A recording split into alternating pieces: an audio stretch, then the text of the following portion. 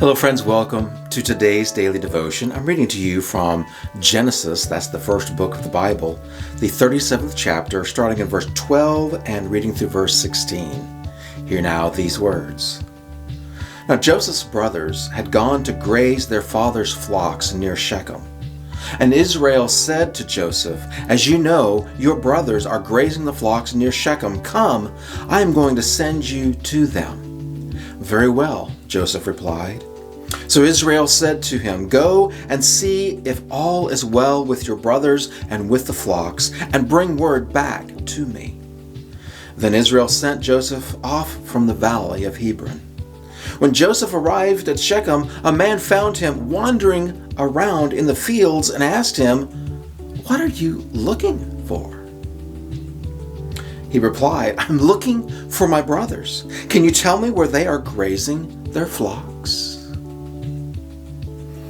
This is an interesting beginning of the big chapter in Joseph's story that changes his life. For you see, Joseph has been the favorite son of Israel, also known as Jacob, and Joseph's brothers really don't like him. And the brothers have gone off to do the business of watching over the flocks, and Joseph isn't with them.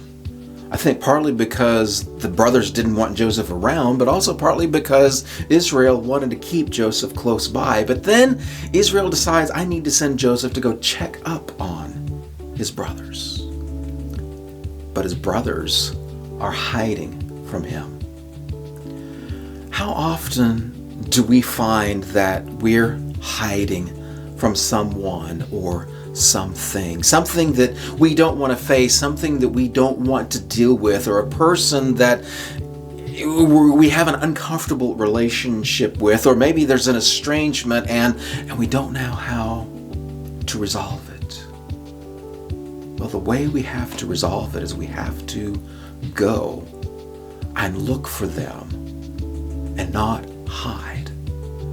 Now, when Joseph found his brothers, it actually wasn't a good experience because they took him and threw him into a dry well and later sold him as a slave, and he wound up in Egypt. And if the story ended there, then it would be a disappointment and a tragedy. But the story, of course, continued all the way to the point that Joseph becomes the number 2 man in all of Egypt and the provider of food for everyone in a famine.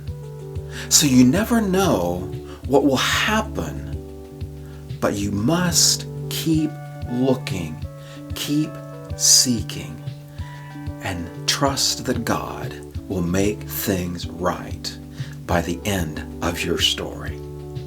And I'll see you on Monday for another daily devotion.